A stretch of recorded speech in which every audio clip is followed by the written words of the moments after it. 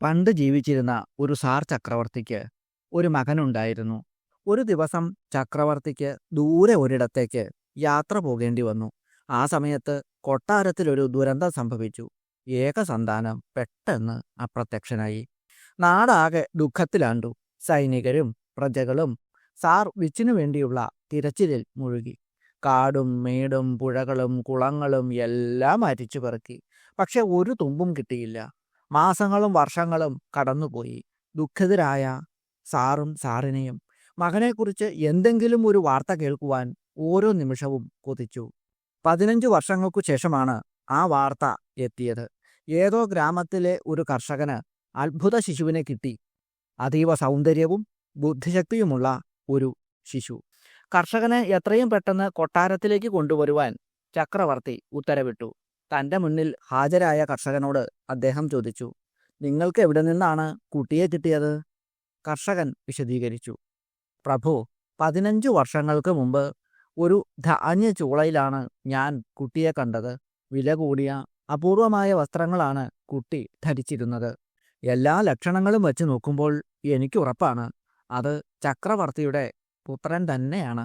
കഥ മുഴുവൻ കേട്ടുകഴിഞ്ഞപ്പോൾ ചക്രവർത്തി കർഷകനോട് പറഞ്ഞു, അജ്ഞാതനായ ആ കുമാരനോട് എന്നെ വന്നു കാണാൻ പറയൂ. പക്ഷേ വരുമ്പോൾ വസ്ത്രങ്ങൾ ധരിക്കാൻ പാടില്ല. എന്നാൽ നഗ്നനായി വരുകയുമരുത്. നടന്നോ കുതിരപ്പുറത്തോ വരാൻ പാടില്ല. പകലോ രാത്രിയിലോ വരരുത്. മുറ്റത്ത് വച്ചോ വഴിയിൽ വച്ചോ എന്നെ കാണാൻ പാടില്ല. ചക്രവർത്തിയുടെ വ്യവസ്ഥകൾ കേട്ട് അന്തം വിട്ട കർഷകൻ വീട്ടിൽ തിരികെ എത്തി. കരഞ്ഞുകൊണ്ട് കുട്ടിയോട് വിവരങ്ങൾ പറഞ്ഞു. ഭൂമിയിൽ ആർക്കെങ്കിലും ഈ വ്യവസ്ഥകൾ പാലിക്കാൻ കഴിയുമോ? അയാൾ നെടുവീർപ്പിട്ടു. പക്ഷേ കുട്ടിയുടെ മറുപടി ഇങ്ങനെയായിരുന്നു, ഇത് വളരെ എളുപ്പമാണ്. ഈ കടങ്കഥയുടെ പൊരുൾ എനിക്ക് ഊഹിക്കാൻ കഴിയുന്നുണ്ട്. അവൻ വസ്ത്രങ്ങൾ അഴിച്ചു മാറ്റി. ശരീരം ഒരു വല കൊണ്ട് മൂടി. അതിനുശേഷം ഒരു ആടിൻ്റെ മുകളിൽ കയറിയിരുന്ന് സന്ധ്യാസമയത്ത് ചക്രവർത്തിയുടെ കൊട്ടാരത്തിനു വെളിയിലെത്തി. മുൻകാലുകൾ പ്രവേശന കവാടത്തിനുള്ളിലും പിൻകാലുകൾ വഴിയിലുമായി ആട് നിലയുറപ്പിച്ചു. ആട്ടിൻ പുറത്ത് കുമാരനും. ഈ രംഗം കണ്ട സാർ ചക്രവർത്തിക്ക് സത്യം ബോധ്യമായി. ഇത് എൻ്റെ പുത്രൻ തന്നെയാണ്. പ്രണവപ്രകാശത്തിൻ്റെ പുതിയ ഒരു അധ്യായത്തിലേക്ക് എല്ലാവർക്കും സ്വാഗതം.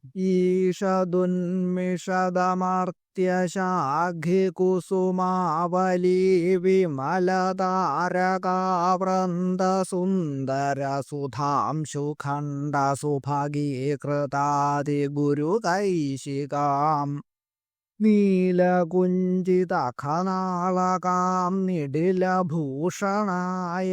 വിലോചന ആം നീലകണ്ഠസുകൃതോന്നതിം സതതമാശ്രയേ ത്രിപുരസുന്ദരീം. വിടർന്നു വരുന്ന കൽപ്പകപ്പൂക്കളാകുന്ന നക്ഷത്ര സമൂഹം കൊണ്ട് മനോഹരമായ ചന്ദ്രക്കലയാൽ അലങ്കൃതമാണ് അവിടുത്തെ തിരുമുടിക്കെട്ട്. നീലക്കറുപ്പോടുകൂടി അഗ്രം വളഞ്ഞ് നിബിഡമായ കുറുനിരകൾ ഉള്ള തിരുനെറ്റിയിൽ ആഭരണം പോലെ ശോഭിക്കുകയാണ് അമ്മയുടെ മൂന്നാം തൃക്കണ്ണ്. നീളമുള്ള അതിമനോഹരമായ മറ്റ് 2 കണ്ണുകൾ. ശ്രീ മഹാദേവന്റെ പുണ്യസമുച്ചയം. ഇപ്രകാരമെല്ലാമുള്ള ജഗദീശ്വരിയായ ത്രിപുരസുന്ദരി ദേവി അമ്മേ, അവിടുത്തെ ഞാൻ എപ്പോഴും ആശ്രയിക്കുന്നു. ആദിപരാശക്തിയായ ജഗദീശ്വരിയുടെ സ്മരണം തന്നെ ആനന്ദം നൽകുന്നതാണ്. ചരാചരങ്ങൾ അനുഭവിക്കുന്ന സന്തോഷമെല്ലാം അവിടുത്തേത് മാത്രം. ആനന്ദം നൽകുന്നവയെല്ലാം ഭോഗവസ്തുക്കളാണ്. ഭോഗവസ്തുക്കൾ മുഴുവൻ അനുഭവിക്കുന്നവൾ എന്ന അർത്ഥത്തിലാണ് വശിന്യാദി വാഗ്ദേവതകൾ 293 ലളിതാ സഹസ്രനാമത്തിലെ നാമമന്ത്രമായി ഭോഗിനി എന്ന മന്ത്രം ഭക്തർക്കായി നൽകുന്നത്. ഈ പ്രപഞ്ചത്തിൽ സന്തോഷം നൽകുന്ന എന്തെല്ലാമുണ്ടോ അതൊക്കെ അമ്മ തന്നെയാണ് അനുഭവിക്കുന്നത്. കാരണം സമസ്ത ജീവജാലങ്ങളിലുമുള്ള എല്ലാ ജീവാത്മാവും അമ്മ തന്നെയാണ്. ഭോഗിനി എന്ന പദത്തിന് നാഗകന്യക എന്നും അർത്ഥമുണ്ട്. നാഗകന്യകയുടെ രൂപത്തിൽ ഉള്ളവൾ എന്നും അപ്രകാരം നോക്കുമ്പോൾ അർത്ഥം ലഭിക്കുന്നു. മൂലാധാരത്തിൽ 3.5 ചുറ്റായി ഉറങ്ങിക്കിടക്കുന്ന കുണ്ഡലിനി ശക്തി സർപ്പരൂപമായ അമ്മ തന്നെയാണ്.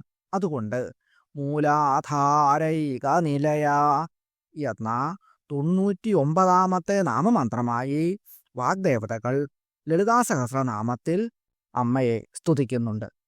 അതുകൊണ്ട് അപ്രകാരമുള്ള കുണ്ഡലിനീ ശക്തി എന്നും ഈ നാമമന്ത്രത്തിന് അർത്ഥം വരുന്നു. ഓം ഭോഗിന്യൈ നമഃ. ഓം ഓം ഹ്രീം ഭോഗിന്യൈ നമഃ. ഭുവനാനന്ദേനോപാസ്യതയാ ഭുവനേശ്വരീത്യർത്ഥ. ഭുവനത്തിൻ്റെ ആനന്ദമായി ഉപാസിക്കപ്പെടുന്നവൾ ആയതുകൊണ്ട് ഭുവനേശ്വരി എന്നറിയപ്പെടുന്നു എന്ന് ശ്രീവിദ്യാരത്നസൂത്രം 11-ാം സൂത്രത്തിൻ്റെ വ്യാഖ്യാനത്തിൽ കാണുന്നുണ്ട്. സ്വർഗേ മർത്യേ ച പാതാളേ സ ആദ്യ ഭുവനേശ്വരി എന്നാണ് തോടലതന്ത്രം ഭുവനേശ്വരി എന്ന നാമമന്ത്രത്തിന് അർത്ഥം നൽകുന്നത്. ഭൂമി, സ്വർഗം, പാതാളം എന്നീ 3 ലോകങ്ങളിലെയും ആദിശക്തി അമ്മയായതുകൊണ്ട് ഭുവനേശ്വരി എന്ന് അവിടുന്ന് അറിയപ്പെടുന്നു. കുബ്ജികാതന്ത്രത്തിൽ ഭുവനാനാം പാലകത്വാദ് ഭുവനേശി പ്രകീർത്തിത. സൃഷ്ടിസ്ഥിതികരീ ദേവി ഭുവനേശി പ്രകീർത്തിത. സമസ്ത ഭുവനങ്ങൾക്കും ഈശ്വരിയായതുകൊണ്ട് സൃഷ്ടിസ്ഥിതികൾ നടത്തുന്നതുകൊണ്ട് അവിടുന്ന് ഭുവനേശ്വരീ ദേവി എന്ന് അറിയപ്പെടുന്നു. ലളിതാ സഹസ്രനാമത്തിലെ അടുത്ത നാമമാത്രമാണ് ഭുവനേശ്വരി. വശിന്യാദി വാഗ്ദേവതകൾ അമ്മയുടെ ഭുവനേശ്വരി അവതാരത്തെയാണ് ഈ നാമമന്ത്രത്തിലൂടെ പ്രകീർത്തിക്കുന്നത്. ഭഗവതിയുടെ ശരീരമാണ് ഈ പ്രപഞ്ചം. സമസ്ത ചരാചരങ്ങളും അവിടുത്തെ ആടയാഭരണങ്ങളും. ഭഗവാൻ ശിവനോട് ചേരുമ്പോഴാണ് ഭഗവതി പ്രപഞ്ചത്തിൻ്റെ സൃഷ്ടി നടത്തുന്നത്. ഭൂമി, സ്വർഗം, പാതാളം എന്നിവിടങ്ങളിലെല്ലാം രമിക്കുന്നവനാണ് ത്രയംബകൻ. ഭുവനേശ്വരി ദേവിയെ ആരാധിക്കുമ്പോൾ വലതുഭാഗത്ത് ത്രയംബകനെ പൂജിക്കണം എന്ന് തോടലതന്ത്രം അനുശാസിക്കുന്നു. ശ്രീമദ് ഭുവന സുന്ദര്യ ദക്ഷിണേ ത്രയംബകം യജേത്. സമസ്തവും സൃഷ്ടിക്കുന്ന ഭുവനേശ്വരി ദുഷ്ടശക്തികളെ നിയന്ത്രിക്കുന്നു. ശ്രീഭദ്രകാളി ക്രിയാശക്തിയാണ് എങ്കിൽ ത്രിപുര സുന്ദരീ ദേവി ജ്ഞാനശക്തിയാണ്. ഭുവനേശ്വരി ഇച്ഛാശക്തിയാണ്. കാളി സംഹാരം, സമയം എന്നിവയാണ് സൂചിപ്പിക്കുന്നത്. ഭുവനേശ്വരി സൃഷ്ടിയെയും സൃഷ്ടിക്കാവശ്യമായിട്ടുള്ള ശൂന്യമായ ബ്രഹ്മാണ്ഡത്തെയും അതായത് അന്തരീക്ഷത്തെയും പ്രതിനിധീകരിക്കുന്നു. ആലങ്കാരികമായി പറഞ്ഞാൽ ശ്രീ മഹാദേവിയാകുന്ന വേദിയിൽ മറ്റു ജീവന്മാർ തങ്ങളുടെ ജീവിതമാകുന്ന നാടകം അഭിനയിച്ചു തീർക്കുകയാണ് ചെയ്യുന്നത്. ദൃശ്യപ്രപഞ്ചവുമായും ഭൗതികമായ സുഖങ്ങളുമായും ഭുവനേശ്വരി ദേവിക്ക് ബന്ധമുണ്ട്. സർവത്ര വ്യാപിച്ചിരിക്കുന്ന അമ്മയെ പെട്ടെന്നൊന്നും കണ്ടുകിട്ടുവാൻ സാധിക്കുന്നതല്ല. നിരന്തരമായ ആധ്യാത്മിക സാധനകളിലൂടെയാണ് അമ്മയുടെ ആ ദിവ്യമായ ചൈതന്യത്തെ നമുക്ക് ദർശിക്കുവാൻ കഴിയുന്നത്. മനുഷ്യരുടെയും ചരാചരങ്ങളുടെയും ഗതിവിഗതികളും സന്തോഷം, സങ്കടം, സ്നേഹം തുടങ്ങിയ വികാരങ്ങളുമെല്ലാം അമ്മയുടെ ലീലകൾക്ക് വശംവദമാണ്. ഭക്തർക്ക് വിശാലമായ വീക്ഷണത്തിനും അഗാധമായ പാണ്ഡിത്യത്തിനും സഹായിക്കുന്ന ജഗദീശ്വരിയുടെ സാന്നിധ്യമുണ്ടാകുമ്പോൾ ഭക്തനിൽ സദ്ഗുണങ്ങൾ ഉദിച്ചുയരും. ആ സമയം മനസ്സ് നിർമ്മലമാകും, അനുകമ്പാർദ്രമാകും, സ്വതന്ത്രമാകും, സ്നേഹം കൊണ്ട് സമ്പൂർണമാകും. തുടർന്ന് അമ്മയിൽ എത്തിച്ചേരുകയും ചെയ്യും. ശ്രീ മഹാദേവന്റെ സമസ്ത ലീലകളുടെയും കേന്ദ്രശക്തി അവിടുന്നാണ്. ബ്രഹ്മാണ്ഡങ്ങളുടെ ആദിമൂലമാണ് ശ്രീ ഭുവനേശ്വരീ ദേവി. സമസ്ത ചരാചരങ്ങളിലും കുടിയിരിക്കുന്ന മഹത് ശക്തിയാണ് അവിടുന്ന്. സൃഷ്ടിശക്തി, സൃഷ്ടികർത്തി എന്നെല്ലാം അമ്മയെ വിശേഷിപ്പിക്കുവാനുള്ള കാരണം ശ്രീ മഹാദേവനോട് ചേർന്ന് നിർഗുണമായ ബ്രഹ്മത്തിൽ നിന്നും സഗുണമായിട്ടുള്ള പ്രപഞ്ചം സൃഷ്ടിക്കുന്നു എന്നുള്ളതുകൊണ്ടാണ്. ആകാശത്തിൻ്റെ അധിദേവതയാണ് ഭുവനേശ്വരീ ദേവി. അവിടുന്ന് പ്രകാശത്തിൻ്റെ സ്രോതസ്സാണ്. തിന്മകളുടെ സംഹാരം ഭുവനേശ്വരീ ദേവിയാണ്. അപ്രകാരമുള്ള അമ്മയിൽ നിന്നാണ് ലക്ഷ്മി, സരസ്വതി തുടങ്ങിയ ദേവിമാർ എല്ലാവരും ഉണ്ടായിട്ടുള്ളത്. അവിടുത്തെ മഹാത്മ്യം പ്രതിപാദിക്കുന്ന ഒരു കഥ ദേവി ഭാഗവതത്തിലുണ്ട്. 12-ാമത്തെ സ്കന്ധം 8-ാം അധ്യായത്തിലാണ് ഈ കഥ കാണുന്നത്. പണ്ട് അഹങ്കാരം കൊണ്ട് ഉന്മത്തരായ ദൈത്യന്മാർ ദേവന്മാരോട് യുദ്ധം തുടങ്ങി. 100 വർഷം നീണ്ടുനിന്ന വിസ്മയകരമായ ഒരു യുദ്ധമാണ് ആ സമയം ഉണ്ടായത്. ആദിപരാശക്തിയായ അമ്മയുടെ പ്രഭാവം കൊണ്ട് ദേവന്മാർക്ക് ആ മഹായുദ്ധത്തിൽ ദൈത്യന്മാരെ ജയിക്കുവാൻ സാധ്യമായി. അസുരന്മാർ ഭൂമിയും സ്വർഗവും വെടിഞ്ഞ് പാതാള ലോകത്തേക്ക് പോയി. അതിൽ സന്തുഷ്ടരായ ദേവന്മാർ അമ്മയുടെ ശക്തി കൊണ്ടാണ് തങ്ങൾക്ക് ദൈത്യന്മാരെ ജയിക്കുവാൻ സാധ്യമായത് എന്ന് അറിയാതെ സ്വന്തം പരാക്രമങ്ങളെക്കുറിച്ച് വീമ്പിളക്കാൻ തുടങ്ങി. യുദ്ധത്തിൽ നാം എങ്ങനെ ജയിക്കാതിരിക്കും? അതല്ലേ നമ്മുടെ പരാക്രമത്തിൻ്റെ ഗുണം. ആ ദൈത്യന്മാർ കഴിവില്ലാത്ത വിഡ്ഢികൾ. സൃഷ്ടിസ്ഥിതി സംഹാരങ്ങൾക്ക് കഴിവുള്ളവരും യശസ്വികളുമാണ് നമ്മൾ എല്ലാവരും. നമ്മുടെ മുമ്പിൽ ആ വിഡ്ഢികളായ അസുരർക്ക് എന്താണ് ചെയ്യാൻ കഴിയുന്നത്? ആദിപരാശക്തിയുടെ പ്രഭാവം എന്തെന്നും എത്രയെന്നും അറിയാതെ മായാമോഹിതരായി ഇപ്രകാരം പുലമ്പിക്കൊണ്ടിരുന്ന ദേവകളെ അനുഗ്രഹിക്കുന്നതിനു വേണ്ടി അവർക്ക് മുന്നിൽ ഒരു യക്ഷരൂപത്തിൽ അമ്മ അവതരിച്ചു. കോടിക്കണക്കിന് സൂര്യന്മാർക്ക് തുല്യം തേജസ്സും, കോടി ചന്ദ്രന്മാർക്ക് തുല്യം ശീതളിമയും, കോടി മിന്നലുകൾക്ക് തുല്യം പ്രഭയുമുള്ള ആ യക്ഷ തേജസ്സിന് കയ്യും കാലുമൊന്നും ഉണ്ടായിരുന്നില്ല. അതുകൊണ്ട് ദേവന്മാർ പരസ്പരം ചോദിച്ചു, എന്താണിത്? ദൈത്യരുടെ വിക്രിയകളാണോ? മായാപ്രയോഗമാണോ? ദേവന്മാരെ ഭയപ്പെടുത്താൻ വേണ്ടി ആരെങ്കിലും ഉണ്ടാക്കി വിട്ടതായിരിക്കും. എല്ലാവരും കൂടിയിരുന്ന് ഇങ്ങനെ ഓരോന്ന് ആലോചിക്കാൻ തുടങ്ങി. യക്ഷത്തിൻ്റെ അടുക്കൽ ചെന്ന് നീ ആരാണെന്ന് ചോദിക്കാം. അറിഞ്ഞിട്ട് പരിഹാരം എന്താണെന്ന് വച്ചാൽ അപ്പോൾ ചെയ്യാം. ഇന്ദ്രൻ അഗ്നിദേവനെ വിളിച്ച് ഇങ്ങനെ പറഞ്ഞു, അല്ലയോ വന്യദേവ, അങ്ങ് ആ യക്ഷത്തിൻ്റെ അടുത്തേക്ക് ചെല്ലുക. കാരണം അങ്ങാണ് ഞങ്ങളുടെ പ്രധാനപ്പെട്ട മുഖം. യക്ഷം ആരാണ്, എന്താണ് എന്നെല്ലാം അറിഞ്ഞു വരണം. ഇന്ദ്രന്റെ വാക്കുകൾ കേട്ട വന്യദേവൻ പെട്ടെന്ന് തന്നെ അവിടെ നിന്നും പുറപ്പെട്ട് യക്ഷസന്നിധിയിലെത്തി. യക്ഷം നീ ആരാണെന്ന് ചോദിച്ചു. നിനക്ക് എന്ത് കഴിവുണ്ട്? അതെല്ലാം നീ എന്നോട് പറയണം. അത് കേട്ടപ്പോൾ അഗ്നിദേവൻ പറഞ്ഞു, ഞാൻ ജാതവേദസായ അഗ്നിദേവനാണ്. പ്രപഞ്ചം മുഴുവൻ ചുട്ടുചാമ്പലാക്കാനുള്ള ശക്തിയുണ്ടെനിക്ക്. അപ്പോൾ യക്ഷം അഗ്നിയുടെ മുമ്പിലായി ഒരു പുൽത്തുമ്പ് എടുത്തിട്ടു കൊടുത്തു. എന്നിട്ട് പറഞ്ഞു, നിനക്ക് ശക്തിയുണ്ടെങ്കിൽ ഇതൊന്ന് ദഹിപ്പിക്കൂ. വിശ്വം മുഴുവൻ ചുട്ടുചാമ്പലാക്കാൻ കഴിയും എന്നല്ലേ നീ പറഞ്ഞത്? അഗ്നി സർവശക്തിയും പ്രയോഗിച്ച് അത് ദഹിപ്പിക്കുവാൻ ശ്രമിച്ചു. അഗ്നിക്കതിന് സാധ്യമായില്ല. ലജ്ജിച്ച് തല താഴ്ത്തി അദ്ദേഹം ദേവന്മാരുടെ അടുത്തേക്ക് ചെന്നു. ദേവന്മാർ കാര്യം തിരക്കിയപ്പോൾ നടന്നതൊക്കെ അഗ്നിദേവൻ പറഞ്ഞു കേൾപ്പിച്ചു.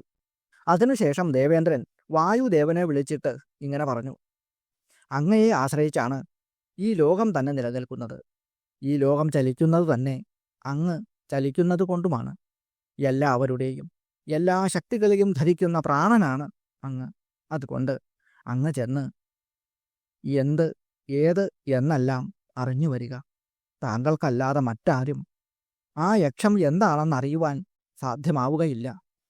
ദേവരാജന്റെ വാക്ക് കേട്ട വായുദേവൻ ഉടൻ തന്നെ യക്ഷത്തിൻ്റെ അടുത്ത് ചെന്നു. അപ്പോൾ യക്ഷം വായുവിനോട് സൗമ്യമായി ഇങ്ങനെ ചോദിച്ചു, നീ ആരാണ്? നിനക്കെന്ത് ശക്തിയാണുള്ളത്? എല്ലാം എന്നോട് പറയൂ. യക്ഷത്തിൻ്റെ വാക്ക് കേട്ട വായുദേവൻ അഹങ്കാരത്തോടുകൂടി പറഞ്ഞു, ഞാൻ മാതരിശ്വാവാണ്, വായുവാണ്.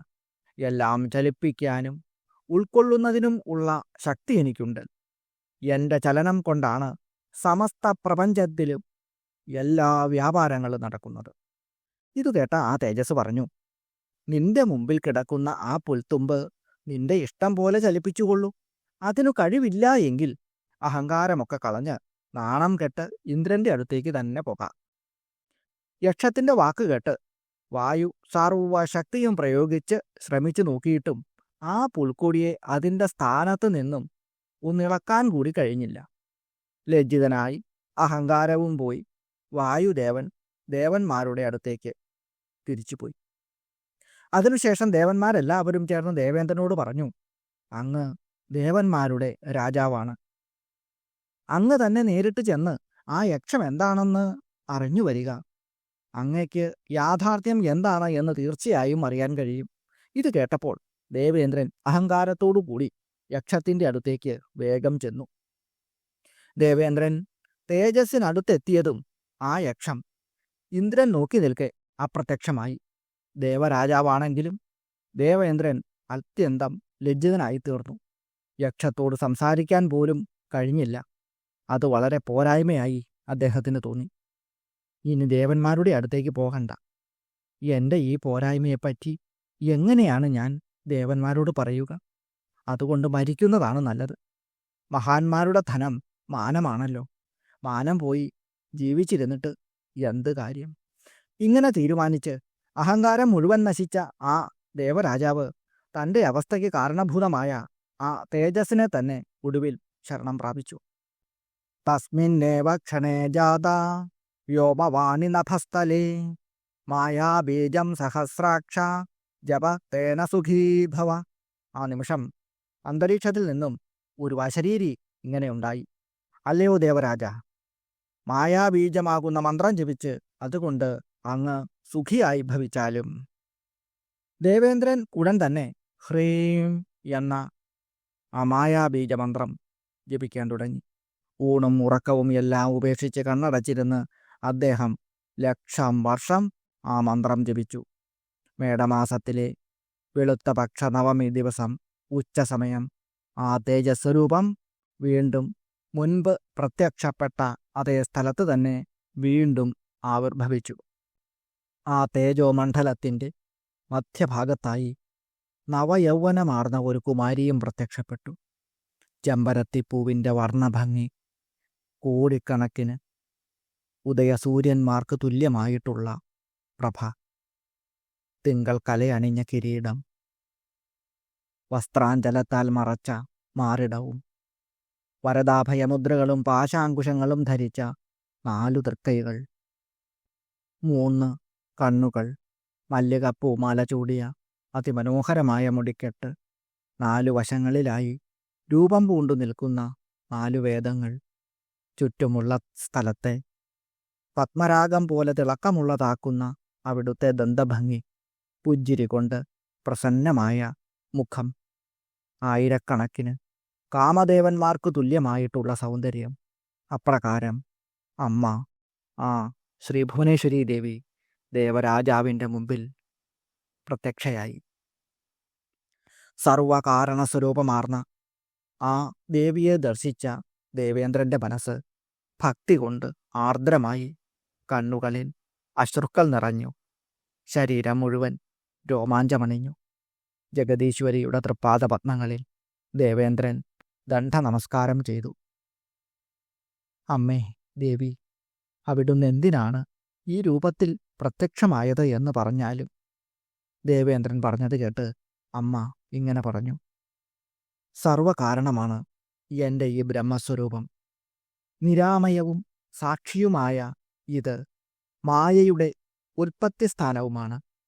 വേദങ്ങൾ എന്തിനെയാണോ സ്തുതിക്കുന്നത്, തപസ്വികൾ എന്തിനെക്കുറിച്ചാണോ വർണ്ണിക്കുന്നത്, എന്ത് ആഗ്രഹിച്ചുകൊണ്ടാണോ ബ്രഹ്മചര്യം അനുഷ്ഠിക്കുന്നത്, ആ പദം എന്താണ് എന്ന് ഞാൻ ചുരുക്കി പറഞ്ഞുതരാം. ഓമിത്യേകാക്ഷരം ബ്രഹ്മ തദേവാഹുശ്ച ഹ്രീമയം ദ്വേ ബീജേ മമ മന്ത്രൗസ്തോ മുഖ്യത്വേന സുരോത്തമ. ഓം എന്ന ഒരേ അക്ഷരം തന്നെ ബ്രഹ്മം, ഹ്രീം എന്നതും അതുപോലെ ബ്രഹ്മം തന്നെയാകുന്നു. ഈ 2 ബീജാക്ഷരങ്ങൾ ചേർന്നതാണ് എൻ്റെ മുഖ്യമായ മന്ത്രം. ഭാഗദ്വയവതീ യസ്മാത് സൃജാമി സകലം ജഗത് തത്രൈകഭാഗസംപ്രോക്ത സച്ചിദാനന്ദനാമക. ഈ ജഗത്താകെ 2 ഭാഗങ്ങളായി ഞാൻ സൃഷ്ടിച്ചിരിക്കുന്നു. അതിലെ ഒരു ഭാഗത്തിൻ്റെ പേരാണ് സച്ചിദാനന്ദം. മായാ പ്രകൃതി സംജ്ഞസ്തു ദ്വിതീയോ ഭാഗീരിത സാ ച മായാ പരാശക്തി ശക്തിമത്യഹമീശ്വരി. മായാപ്രകൃതി എന്നാണ് മറുഭാഗത്തിൻ്റെ പേര്. ആ മായയാണ് പരാശക്തി. പരാശക്തി സ്വരൂപിണിയായ ഈശ്വരിയാണ് ഞാൻ. ചന്ദ്രസ്യ ചന്ദ്രികേ വേയം മമാഭിന്നത്വമാഗത സാമ്യാവസ്ഥാത്മികാ ചൈഷ മായാ മമ സുരോത്തമ. ചന്ദ്രനും നിലാവും എപ്രകാരം അഭിന്നമായിരിക്കുന്നുവോ അതുപോലെ ഈ മായാപ്രകൃതി എന്നിൽ എപ്പോഴും അഭിന്ന രൂപത്തിൽ വർത്തിക്കുന്നു. എൻ്റെ ഈ മായ സാമ്യാവസ്ഥാത്മികയാണ്. അതായത് ചന്ദ്രനും നിലാവും പോലെയാണ് മായാപ്രകൃതിയും ഈശ്വരിയും എന്ന് അർത്ഥം. പ്രളയേ സർവജഗതോ മദഭിന്നൈവ തിഷ്ഠതി പ്രാണികർമ്മ പരിപാകവശത പുനരേവഹി. പ്രളയകാലത്ത് ജഗത്ത് സമ്പൂർണമായും മായാരൂപിണിയായ എന്നിൽ ലയിച്ച് സ്ഥിതി ചെയ്യുന്നു. പ്രാണികളുടെ കർമ്മപരിപാകം അനുസരിച്ച് വീണ്ടും രൂപം തദേവമവ്യക്തം വ്യക്തിഭാവം ഉപൈതി ച അന്തർമുഖാതുയാവസ്ഥ സാമായേത്യഭിധീയതേ. അവ്യക്തമായി കിടന്ന ആ രൂപം വ്യക്തമായി തീരുന്നു. അന്തർമുഖമായ അവസ്ഥയെയാണ് മായ എന്ന് പറയുന്നത്. ബഹിർമുഖാതുയാ മായ തമ ശബ്ദേന സോച്യതേ ബഹിർമുഖാത്തമോ രൂപ ജായതേ സത്വസംഭവ. മായയുടെ ബഹിർമുഖമായ അവസ്ഥയെ തമസ് എന്ന് പറയുന്നു. ബഹിർമുഖമായ ആ തമോ രൂപത്തിൽ നിന്നുമാണ് പ്രാണി സമൂഹത്തിൻ്റെ എല്ലാം ഉൽപ്പത്തി. രജോ ഗുണസ്തദൈവ സ്യാൽ സർഗാദൗ സുരസത്തമ ഗുണത്രയാത്മക പ്രോക്ത ബ്രഹ്മ വിഷ്ണു മഹേശ്വര. അല്ലയോ ദേവരാജാവേ, സൃഷ്ടിയുടെ പ്രാരംഭത്തിൽ അതുതന്നെയാണ് രജോ ഗുണരൂപത്തിൽ വർത്തിക്കുന്നത്. ബ്രഹ്മാവ് വിഷ്ണു മഹേശ്വരന്മാർ ഗുണത്രയാത്മകരാണ്. രജോ ഗുണാധികോ ബ്രഹ്മ വിഷ്ണു സത്വാധികോ ഭവേത് തമോ ഗുണാധികോ രുദ്ര സർവകാരണരൂപതൃക്. രജോ ഗുണപ്രധാനാണ് ബ്രഹ്മാവ്, സത്വഗുണപ്രധാനാണ് വിഷ്ണു, സർവകാരണനായ രുദ്രൻ തമോ ഗുണപ്രധാനനുമാണ്. സ്ഥൂലദേഹോ ഭവേത് ബ്രഹ്മ ലിംഗദേഹോ ഹരിസ്മൃതഃ രുദ്രസ്ഥോ കാരണോ ദേഹസ്തുരീയാത്വഹമേവ ഹി. ബ്രഹ്മാവ് സ്ഥൂലദേഹനാണ്, ഹരി സൂക്ഷ്മദേഹനാണ്, രുദ്രൻ കാരണദേഹനും, ദേഹരഹിതമായ തുരീയം ഞാനുമാകുന്നു. സാമ്യാവസ്ഥാതുയാ പ്രോക്ത സർവാന്തര്യാമി രൂപിണി അത ഊർധ്വം പരം ബ്രഹ്മ മദ്രൂപം രൂപവർജിതം. യാതൊന്നാണോ സാമ്യാവസ്ഥ എന്ന് പറഞ്ഞത്, ആ സർവാന്തര്യാമിയായ രൂപം എൻ്റെ സാകാരമായ രൂപമാണ്. അതിനുപരി യാതൊരു പരബ്രഹ്മരൂപം ഉണ്ടോ അത് എൻ്റെ നിരാകാരമായ രൂപവും ആകുന്നു. നിർഗുണം സഗുണം ചേതി ദ്വിധാമദ്രൂപമുച്യത്തെ നിർഗുണം മായയാ ഹീനം സഗുണം മായയായുധം. എനിക്ക് നിർഗുണമെന്നും സഗുണമെന്നും രണ്ട് വിധത്തിലുള്ള രൂപങ്ങളുണ്ട്. നിർഗുണം മായാഹീനമാണ് എങ്കിൽ സഗുണം മായയോട് കൂടിയതുമാകുന്നു. സാഹം സർവം ജഗത് സൃഷ്ട്വാ തദന്ത സംപ്രവിശ്യച പ്രേരയാമ്യനിശം ജീവം യഥാ കർമ്മ യഥാശ്രുതം. ആ ഞാൻ എല്ലാ ജഗത്തിനെയും സൃഷ്ടിച്ചുകൊണ്ട് അതിനുള്ളിൽ പ്രവേശിക്കുന്നു. ശ്രുതി അനുസരിച്ചും കർമ്മങ്ങൾ അനുസരിച്ചും എപ്പോഴും ജീവനെ പ്രേരിപ്പിക്കുകയും ചെയ്യുന്നു. സൃഷ്ടിസ്ഥിതി ധിരോധാനേ പ്രേരയാമ്യഹമേവ ഹി ബ്രഹ്മാണം ച തഥാ വിഷ്ണും രുദ്രം വൈ കാരണാത്മകം. സൃഷ്ടി സ്ഥിതിലയങ്ങൾക്കു വേണ്ടി ബ്രഹ്മാവ്, വിഷ്ണു, കാരണാത്മകനായ രുദ്രൻ എന്നിവരെ പ്രേരിപ്പിക്കുന്നതും ഞാൻ തന്നെ. മദ്ഭയാദ്വാതി പവനോ ഭീത്യാ സൂര്യശ്ച ഗച്ഛതി ഇന്ദ്രാഗ്നിമൃത്യവസ്തദ്വത്സാഹം സർവോത്തമാ സ്മൃത. എന്നെ ഭയന്ന് വായു വീശുന്നു, എന്നെ ഭയന്ന് സൂര്യൻ സഞ്ചരിക്കുന്നു. അതുപോലെ ഇന്ദ്രൻ, അഗ്നി, യമൻ എന്നിവരും എന്നെ ഭയപ്പെട്ട് അവരവരുടെ കർമ്മം ചെയ്യുന്നു. ആ ഞാൻ സർവോത്തമയുമാകുന്നു. മത്പ്രസാദാദ്ഭവദ്ഭിസ്തു ജയോ ലബ്ധോസ്തി സർവദാ യുഷ്മാനഹം നർത്തയാമി കാഷ്ടപുത്തലികോപമാൻ. എൻ്റെ പ്രസാദം കൊണ്ട് എല്ലായ്പ്പോഴും നിങ്ങൾ വിജയം നേടുന്നു. നിങ്ങളെ ഞാൻ മരപ്പാവകളെപ്പോലെ തുള്ളിക്കുന്നു. കദാചിദ്ദേവ വിജയം ദൈത്യാനാം വിജയം ക്വചിത് സ്വതന്ത്ര സ്വേച്ഛയാ സർവം കുർവേ കർമാനുരോധത. ചിലപ്പോൾ ദേവന്മാർ ജയിക്കുന്നു, ചിലപ്പോൾ ദൈത്യന്മാർക്കായിരിക്കും വിജയം. കർമ്മത്തിന് അനുരോധമായി ഞാൻ എല്ലാം എൻ്റെ ഇഷ്ടപ്രകാരം സ്വതന്ത്രമായി ചെയ്യുന്നു. താം മാം സർവാത്മികാം യൂയം വിസ്മൃത്യ നിജഗർവത അഹങ്കാരാവൃതാത്മാനോ മോഹമാപ്താ ദുരന്തകം. ആ സർവാത്മികയായ എന്നെ നിങ്ങൾ ഗർവം കൊണ്ട് വിസ്മരിച്ചിട്ട് മോഹം പൂണ്ട് ഒടുങ്ങാത്ത അഹങ്കാരത്തിന് വിധേയരായി തീർന്നു. അനുഗ്രഹം തത കർത്തും യുഷ്മദ്ദേഹാദനുത്തമം മിശ്രിതം സഹസാ തേജോ മദീയം യക്ഷമിത്യപി. ആ നിങ്ങളെ അനുഗ്രഹിക്കുന്നതിനായി നിങ്ങളുടെ ദേഹത്തു നിന്ന് പുറപ്പെട്ട അത്യന്തം ഉത്തമമായ തേജസ്സുകൊണ്ട് രൂപം പൂണ്ടതാണ് എൻ്റെ ഈ യക്ഷസ്വരൂപം. അതപരം സർവഭാവൈർ ഹിത്വാ ഗർവം തു ദേഹജം മാമേവ ശരണം യാത സച്ചിദാനന്ദരൂപിണീ. ഇനിമേൽ ദേഹജമായ ഗർവത്തെ സർവാത്മനാ വെടിഞ്ഞ് സച്ചിദാനന്ദരൂപിണിയായ എന്നെ തന്നെ ശരണം പ്രാപിക്കുവിൻ. ശ്രീ ഭഗവാൻ വേദവ്യാസ ഉവാച. ഇത്യുക്ത്വാ ച മഹാദേവി മൂലപ്രകൃതിരീശ്വരീ അന്തർധാനം ഗദാ സദ്യോ ഭക്ത്യാ ദേവൈരഭിഷ്ടുത. ഇപ്രകാരം പറഞ്ഞിട്ട് ശ്രീ മഹാദേവി മൂലപ്രകൃതിയായ ഈശ്വരി ദേവന്മാരുടെ സ്തുതിയും കൈക്കൊണ്ട് അപ്പോൾ തന്നെ അന്തർധാനം ചെയ്തു. ഉദ്യദ്ഭാനുസഹസ്രസന്നിഭമുഖീം പീനസ്തനീം പത്മഗാം ദോർഭിർ അങ്കുശപാശപുസ്തകജയാൻ സംബിഭ്രതീം സാദരാത്. തമ്മാ വിഷ്ണുമഹേശ്വരേന്ദ്രമുനിഭിർനിത്യം സ്തുതാം വന്ദനൈ സ്തോത്രാദ്യൈർഭുവനേശ്വരീം ത്രിനയനാം ഹൃത്പങ്കജേഹം ഭജേ.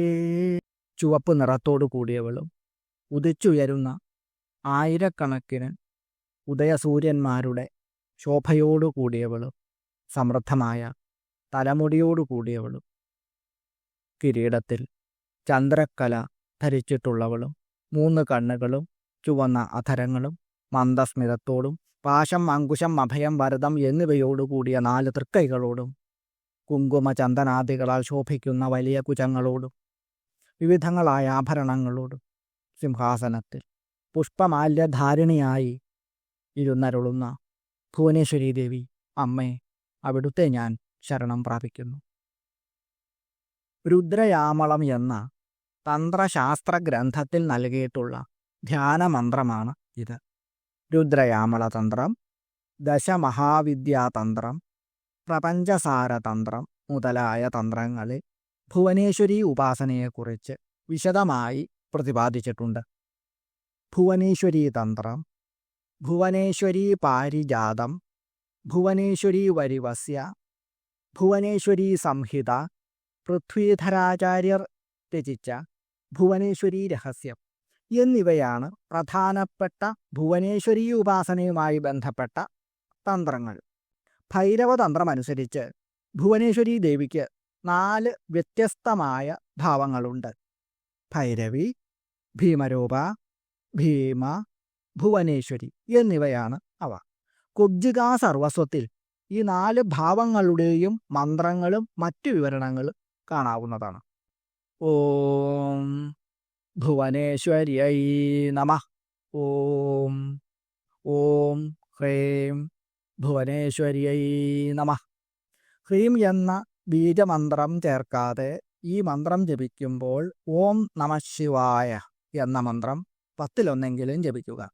ഹ്രീം എന്ന മന്ത്രം ചേർത്താണ് ജപിക്കുന്നത് എങ്കിൽ ഓം ഹ്രീം നമ ശിവായ എന്ന ശക്തി പഞ്ചാക്ഷരി മന്ത്രമാണ് ജപിക്കേണ്ടത്. സാധാരണക്കാർക്ക് ജപിക്കാൻ ഇതിൽ നല്ല ഒരു മന്ത്രം വേറെയില്ല എന്ന് നിസ്സംശയം പറയാം. കാരണം ഭുവനേശ്വരി ദേവി ഭുവനങ്ങൾക്കെല്ലാം ഈശ്വരിയാണ്, അതുപോലെ കരുണാമയിയുമാണ്. ദിവസവും സന്ധ്യാനേരത്ത് ഈ മന്ത്രം 3 പ്രാവശ്യമെങ്കിലും ജപിക്കുന്നവരുടെ വീട്ടിൽ ഒരു ദോഷവും ഉണ്ടാവുകയില്ല. കൂടാതെ ദാരിദ്ര്യം എന്നതിനെ ഭയപ്പെടേണ്ട ആവശ്യവുമില്ല. ഏതു പ്രശ്നത്തിനും പരിഹാരമാണ് ഈ മന്ത്രം. ഭക്തിയോടുകൂടി അമ്മയുടെ നാമമന്ത്രം ആഴ്ചയിൽ ഒരിക്കലെങ്കിലും ഏതെങ്കിലും ഒരു ദിവസം ഇഷ്ടമുള്ള അത്രയും കഴിയുന്ന അത്രയും ജപിക്കുക. കൃത്യമായ ഒരു നിബന്ധനയും അതിനില്ല. അമ്മയുടെ നാമം എപ്പോൾ വേണമെങ്കിലും എത്ര വേണമെങ്കിലും ജപിക്കാം. അതുകൊണ്ട് നല്ല ഗുണഫലങ്ങൾ മാത്രമേ ഉണ്ടാവുകയുള്ളൂ. ആദിപരാശക്തിയായ ജഗദീശ്വരി ഭുവനേശ്വരി ദേവി അവിടുന്ന് എല്ലാവരെയും അനുഗ്രഹിച്ചാലും എന്ന് ആത്മാർത്ഥമായി അപേക്ഷിച്ചുകൊണ്ട് അവിടുത്തെ തൃപ്പാദപത്മങ്ങളെ സാഷ്ടാംഗം പ്രണമിച്ചുകൊണ്ട് നിർത്തുന്നു. നന്ദി, നമസ്കാരം.